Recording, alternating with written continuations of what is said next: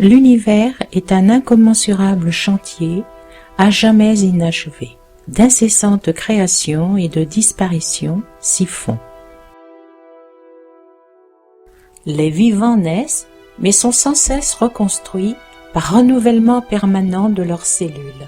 La mort permet le renouvellement et la diversité nécessaires à la vie.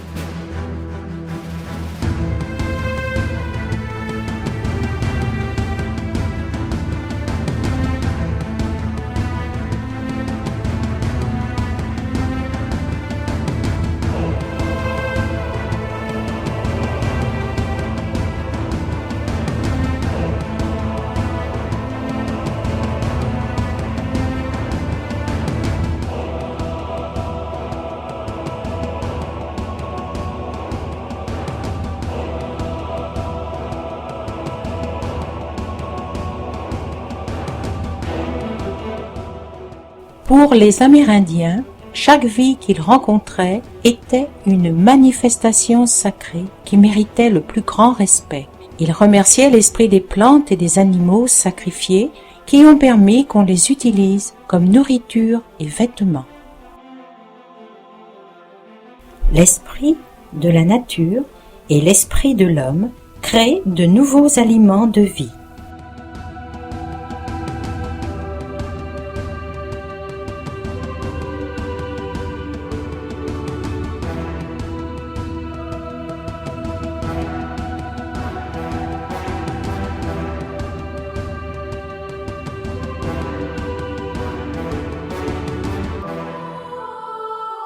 L'homme tue pour vivre, pour se nourrir.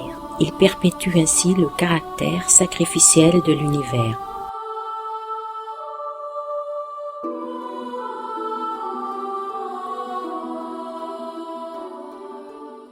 Il tue aussi pour nourrir les dieux, afin que ces derniers les nourrissent.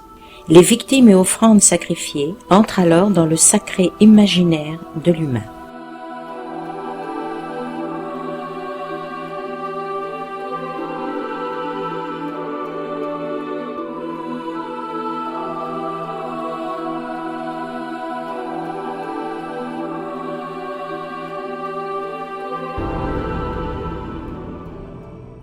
Dans certaines cultures, le sacrifice humain se finissait parfois en repas rituel, une part pour les dieux, une part pour les hommes. Sacrifice qui demande un échange, un don pour plaire aux dieux afin d'obtenir une récompense ou le remercier d'un bienfait.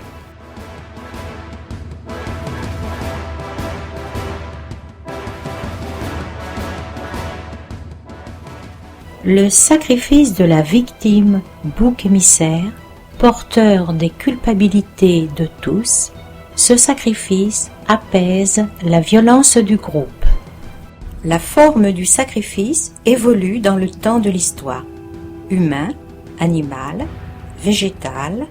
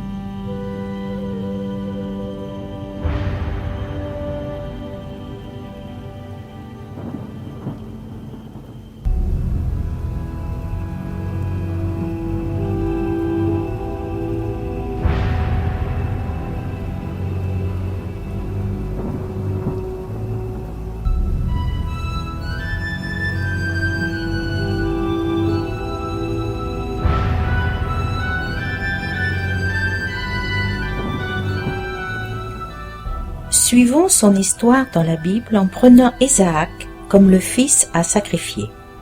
Abraham, en temps en songe, Dieu lui demandait l'élévation jusqu'à lui de son fils Isaac sur une montagne. Abraham comprend avec la culture cananéenne de son époque que Dieu lui demande de faire l'holocauste de son fils aimé et unique, Isaac. Unique car Ismaël a été chassé.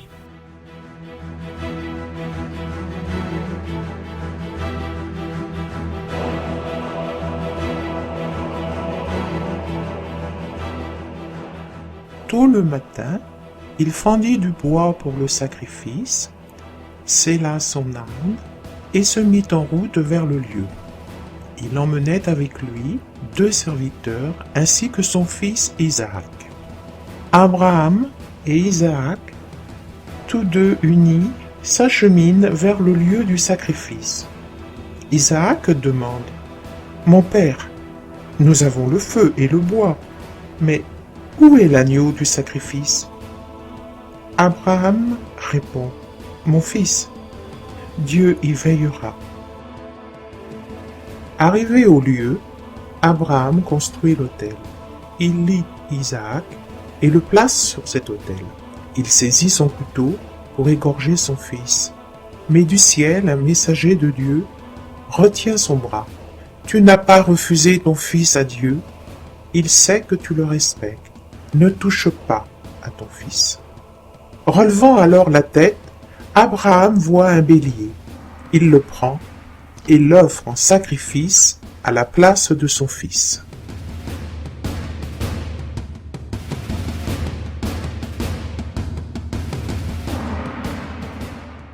Père et fils vont unis sur une même route, liés par les liens de la filiation. Leur relation est fusionnelle. Dieu appelle Isaac hors de son père. Abraham accepte de sacrifier son fils. Isaac parlait d'un agneau pour le sacrifice, un animal fils. Mais Abraham, lui, voit un bélier, un mâle, un animal père. Il va sacrifier l'animal père, et ainsi, il libère, il délie son fils, et il se libère lui aussi.